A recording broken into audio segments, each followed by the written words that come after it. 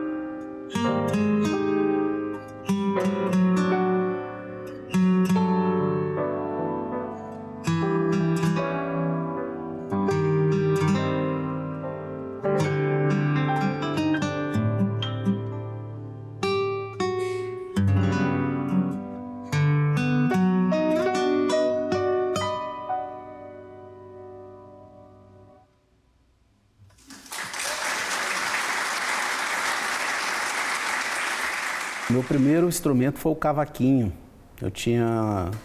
Era bem criança, bem novinho, tinha 6 anos de idade. Meu pai tinha um violão que ficava na sala, tinha uma estante de violão, o violão ficava lá. Comecei a pegar esse instrumento e tentar me arriscar, tentar tocar um pouco e tal. Ele tocava um pouquinho de violão, fazia uns acordes e tal. E aí ele percebeu que eu estava me interessando, né? Porque meu pai era um colecionador de discos.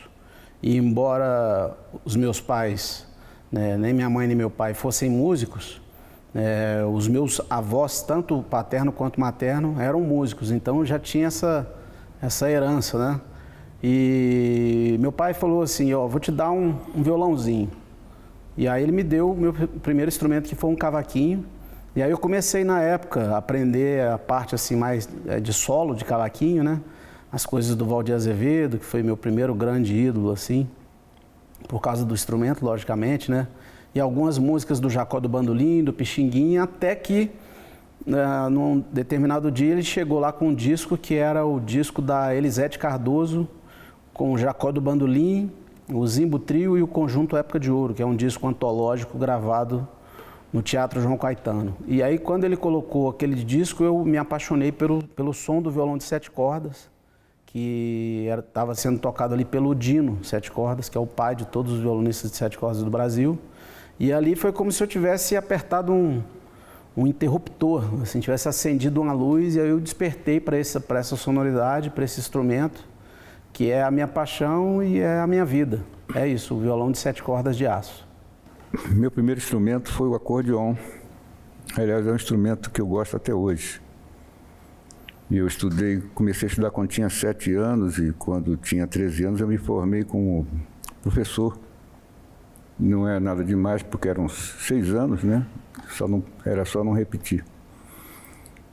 E aí, depois de formado, eu fui trabalhar num conjunto de baile, já com 13 anos. E vi um cara tocando violão, fiquei impressionado com o que ele fazia, resolvi estudar violão por conta própria, aprendi a tocar violão, mas continuei tocando acordeão nos bailes e fui trabalhar numa boate num lugar que seria proibido para 21 anos, eu tinha 17 anos. E o dono da boate disse que o pianista ia embora e perguntou se eu tocava piano. Eu, nos meus 17 anos, eu disse, eu toco. E aí, no dia seguinte, eu passei a tocar piano e me afeiçoei ao instrumento e nunca mais larguei. Mas eu tenho sempre um violão em casa e agora não tenho acordeão, mas gosto muito do instrumento.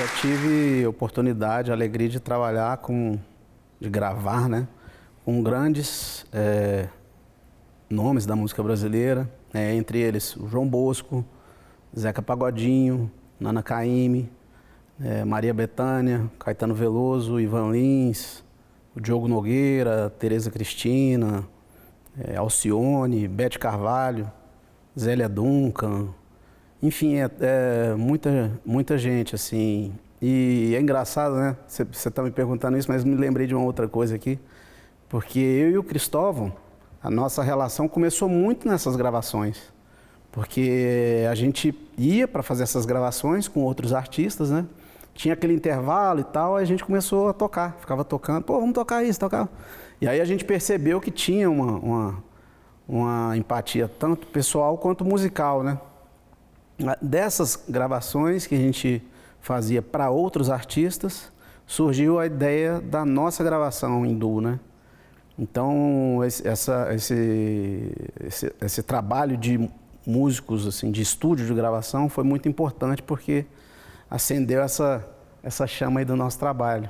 Trabalhei com muita gente, assim, palco, por exemplo, Elza Soares,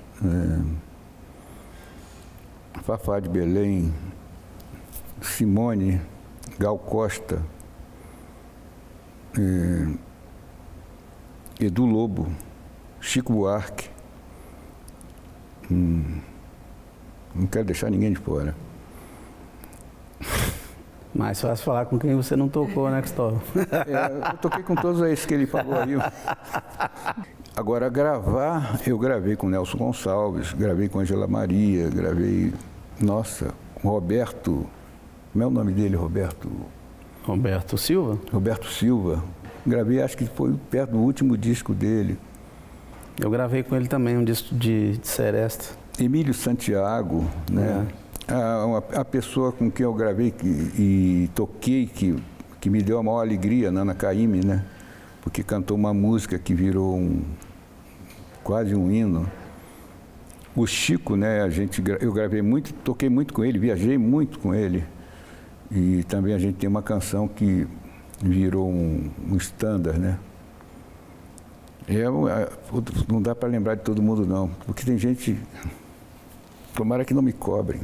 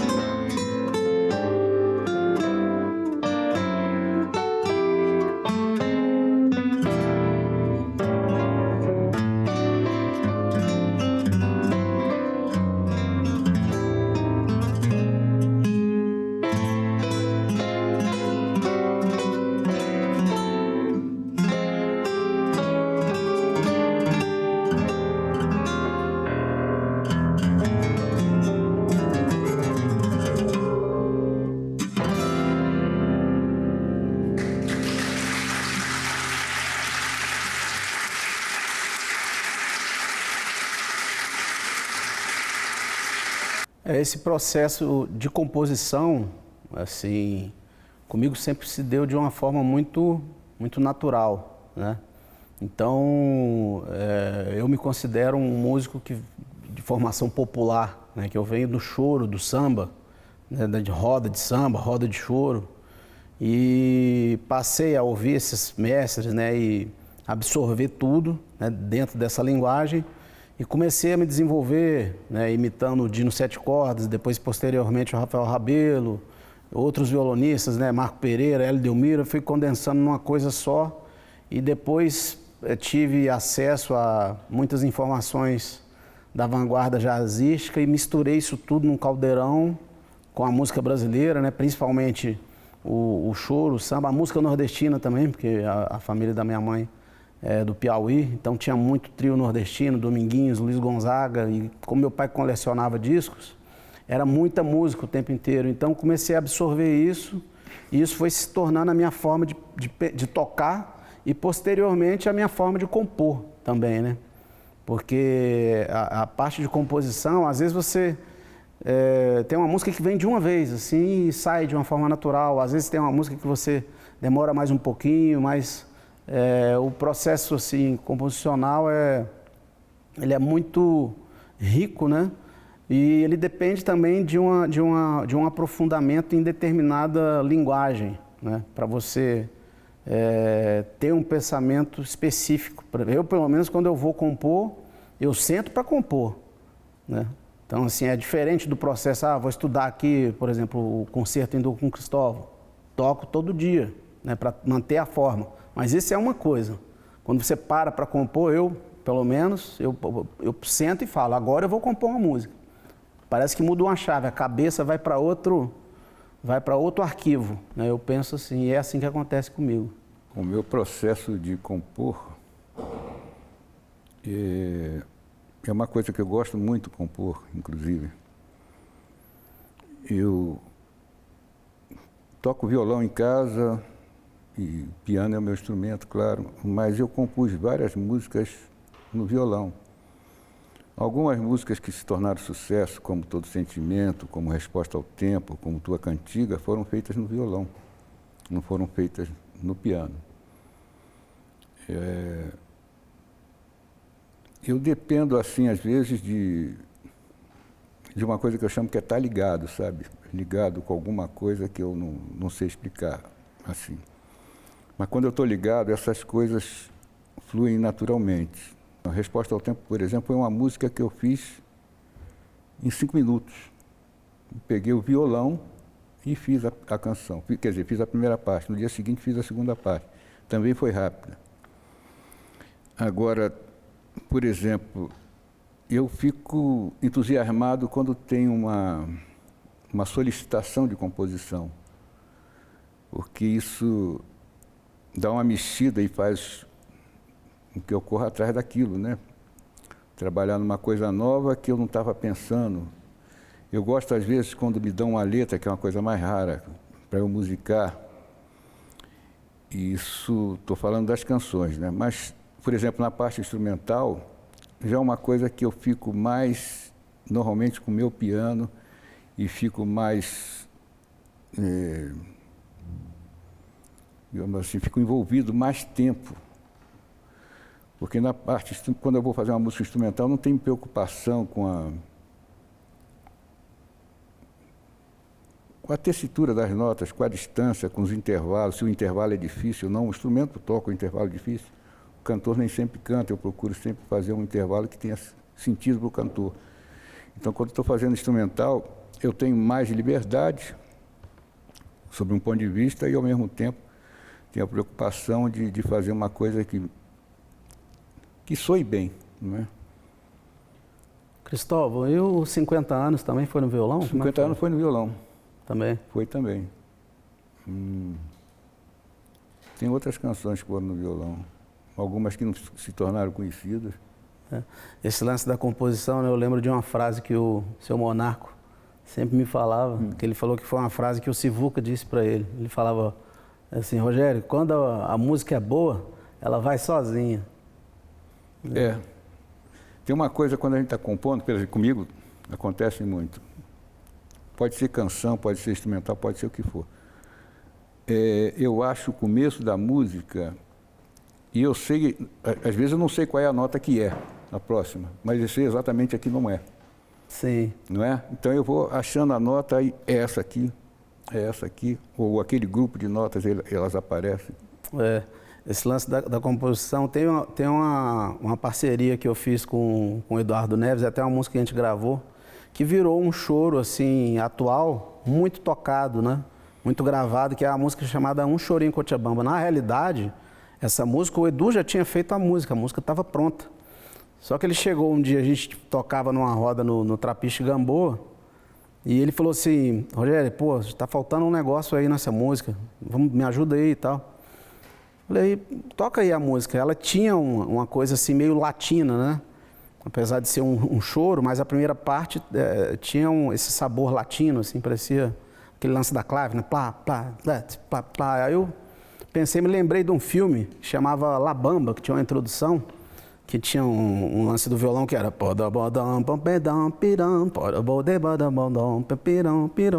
e eu peguei e passei isso para a nossa linguagem aqui em tom menor, né? Que é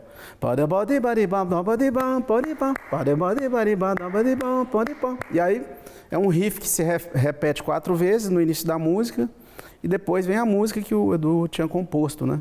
E assim, é uma coisa que a gente sempre conversa, né? E é impressionante, toda semana tem alguém que marca a gente numa roda de choro, ou num show, ou num concerto. É uma música que está virando assim um standard, né, de choro da música instrumental brasileira.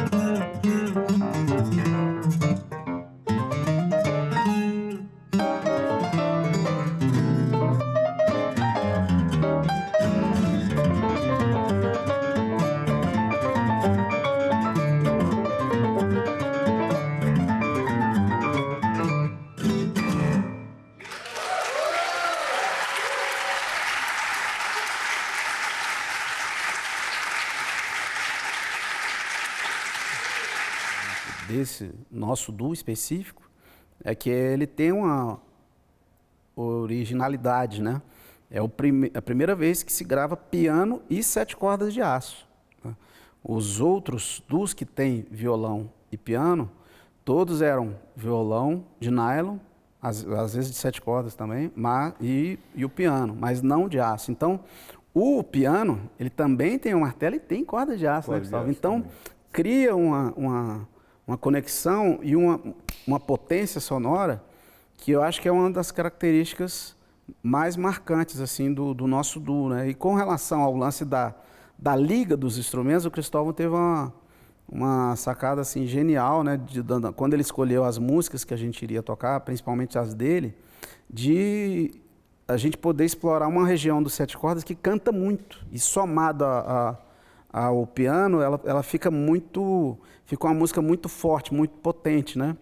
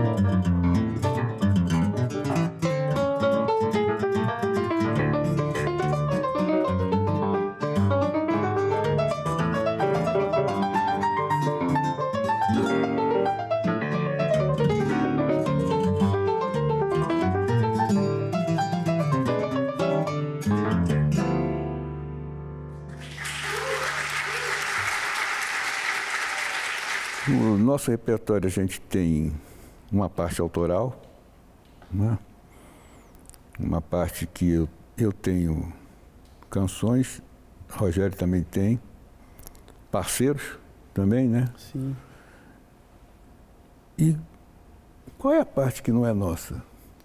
Eu acho que só quando a gente toca o bis, né, que é o carinhoso, que a gente faz. Às vezes a gente toca naquele tempo também, que é do Pixinguinha. Mas assim, como o Cristóvão falou, lembrando dos parceiros, ó, o Chorinho Cochabamba, parceria do Eduardo Neves comigo. Né, e tem as parcerias do Cristóvão, que a gente gravou 2 choros do Cristóvão com o Paulinho da Viola, que é o Acreditei nos Beijos Dela.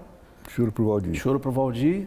Uma parceria do Cristóvão com o Paulinho Pinheiro também, que é Choro Saudoso. E tem também o Apoca do Jequitibá, que é parceria do Cristóvão com o Maurício Carrilho. E tem E agora vai ter a nossa, tem né? Tem 100 Palavras. Tem um 100 Palavras. Que é sozinho. Que é sozinho, né?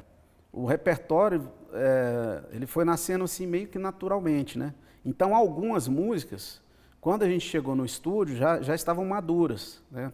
Teve uma oportunidade que a gente se encontrou no Civebra, que é o curso de verão da Escola de Música de Brasília. O Cristóvão estava dando aula, não lembro se era piano ou arranjo? Piano. Era piano. E eu estava dando aula de violão de 7 cordas. E aí ali a gente fez eu lembro que a gente tocou Criançada Reunida juntos, que é uma música minha.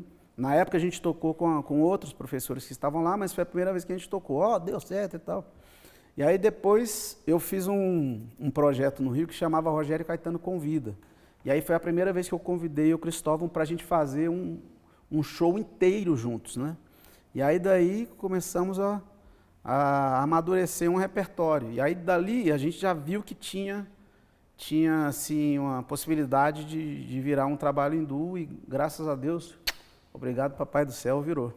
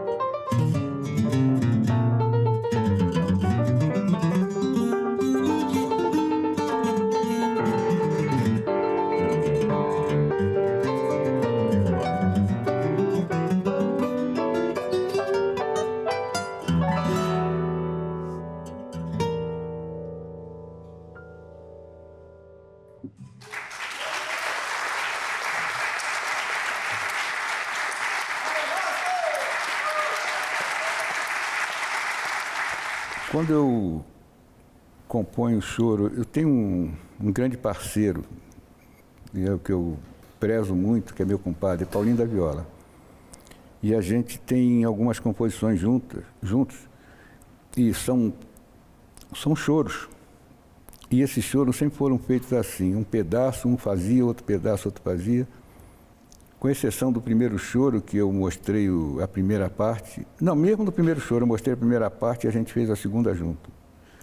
E é muito interessante porque é um casamento muito bom, não tem choque, né? O que eu sugiro dá certo, o que ele sugere dá certo. Eu tenho também uma coisa parecida com isso com o Edu Lobo. Não assim de compor música, mas de compor introdução, preparar o arranjo, de eu falar para ele, Edu, vou fazer isso aqui de introdução. Ah, que beleza, não sei o que, é uma coisa parecida. E, na verdade, fazer arranjo é compor também, né? Então, isso acontece, sim, Agora, normalmente, quando a gente trabalha com canção, e a gente trabalha com um letrista, a gente meio que trabalha cada um no seu canto, né? Você pega uma canção, manda para o letrista, ele senta lá, coloca a letra. E às vezes ocorre o inverso, a pessoa tem uma coisa que ela escreveu, quer ser musicada, manda para mim e eu dou uma trabalhada em cima daquilo. Mas eu gosto desse processo de trabalhar assim, de compor, assim, coisas como essa que eu faço com o Paulinho, compor junto, é muito bom.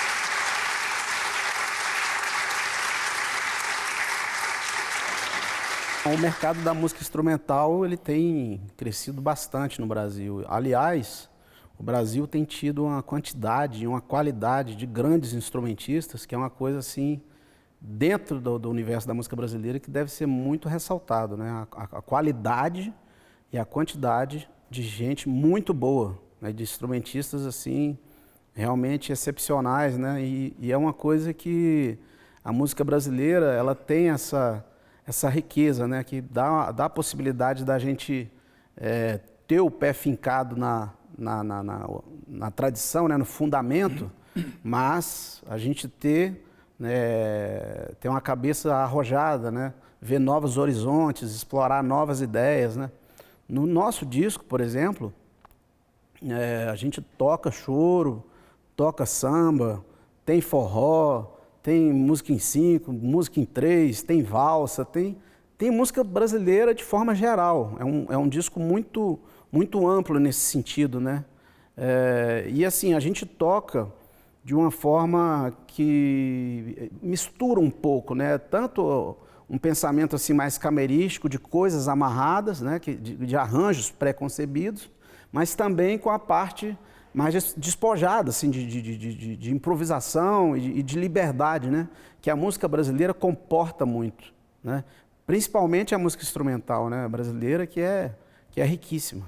A gente atua numa faixa que os concorrentes são todos muito bons. Então a gente não trabalha com coisa medíocre, né? Então a tendência é a gente melhorar e a gente tem resposta de público e resposta inclusive financeira, né? Sim, exatamente. A gente não deixa de trabalhar, a gente não deixa de trabalhar, até eu nem gosto de usar muito essa expressão, a gente não deixa de tocar, né?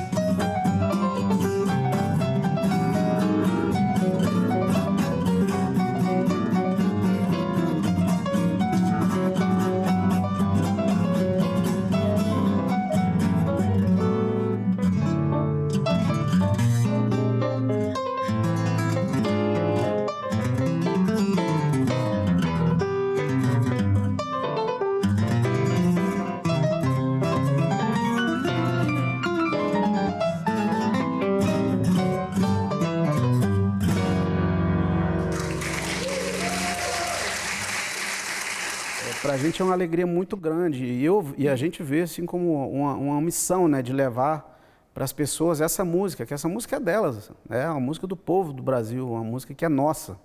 Então a gente tem que pegar isso né, e distribuir para as pessoas, né?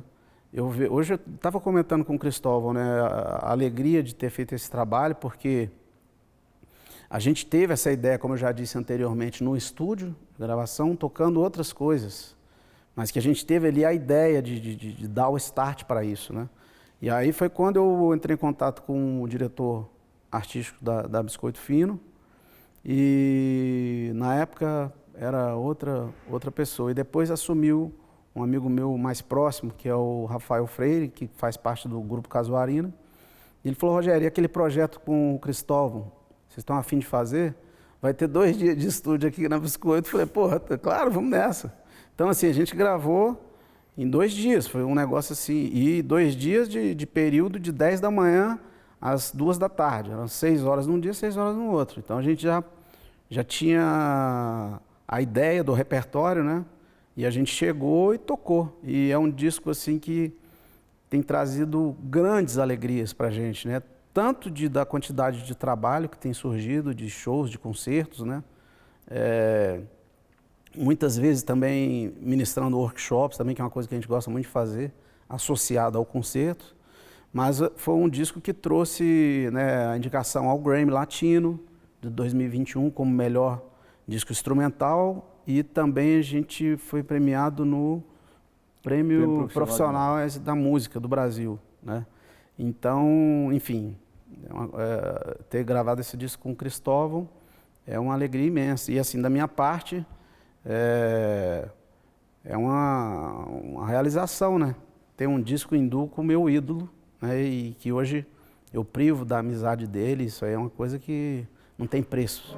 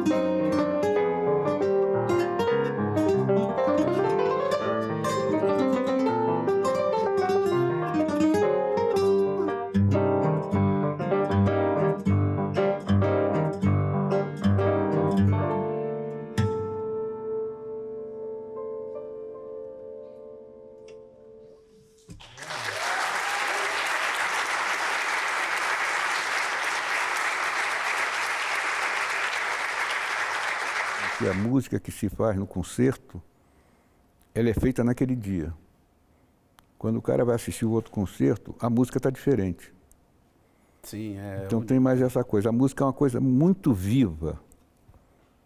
Sim, nesse caso do nosso duo, do nosso trabalho, como eu falei, tem aquelas partes que a gente improvisa. Então, cada show vai ser uma coisa diferente, né? Então, o show que a gente vai fazer aqui em Curitiba vai ser diferente do show que a gente vai fazer lá em Florianópolis, que vai ser diferente do show de Ribeirão Preto, enfim. Cada plateia vai ser agraciada com um espetáculo diferente, né?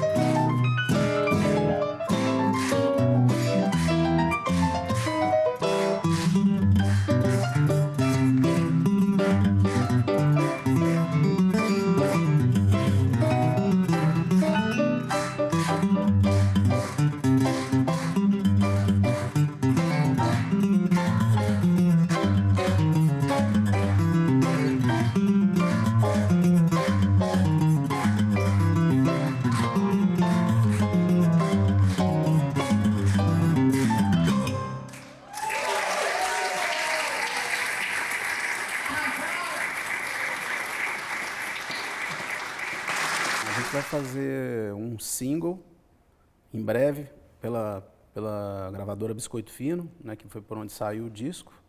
E eu tenho, assim, da minha parte, né, sempre a vontade de estar junto com o Cristóvão, né? Esse disco, eu vejo ele assim como uma coisa atemporal, né? Uma coisa que não tem fim. A gente vai, enquanto a gente estiver vivo, a gente vai estar fazendo esse show, né? Mas nada impede que a gente comece a inserir novas coisas, né? Como a própria nossa composição nova que vai entrar no repertório. E a gente também tem uma vontade, a gente estava até um dia voltando de uma viagem do aeroporto, que a gente teve um concerto que a gente tocou, vamos tocar um negócio meio diferente hoje. Aí tocamos de forma completamente livre, assim, tocamos naquele tempo, não foi? Naquele tempo. Aí a gente ficou pensando, poxa, a gente podia gravar um disco totalmente livre, vamos chegar no estúdio e definir o repertório na hora e sair tocando. É uma ideia, né? Quem sabe a gente não concretiza isso em breve. A gente também tem possibilidades, né, à medida que o tempo vai passando e a gente criando novas composições. E como a gente se encontra muito para ensaiar, isso é uma ideia que eu tenho. Assim, de repente leva aquela composição, dá uma ensaiada, só para ter conhecimento. Aí a gente passa a estudar aquela composição, né? Sim, exatamente. Da próxima vez que se encontra já sai melhor. Então é uma coisa que eu tenho pensado assim, e provavelmente isso vai se transformar num outro disco. Com certeza.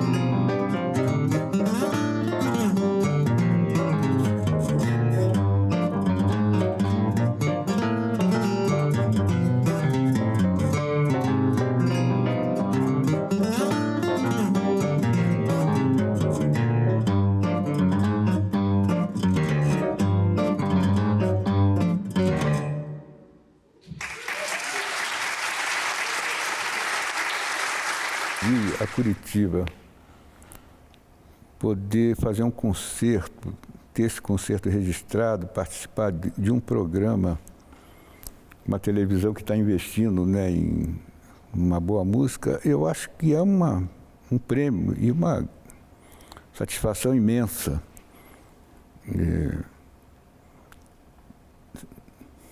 Não dá nem para falar muita coisa, não. Isso é uma coisa muito boa. É o que eu penso, assim. Com certeza. E é, assim, o registro, né? Eu acho que é tudo. Né? A gente ter... Porque isso lá na frente, talvez a gente não tenha dimensão disso, né? Mas lá, no futuro, isso é documento, né? Então isso fica para gerações futuras, né? Porque a nossa música, ela é a cultura brasileira, né? Então, isso é a cultura, a música do Brasil, ela tem que ser, né, cultivada, celebrada e preservada.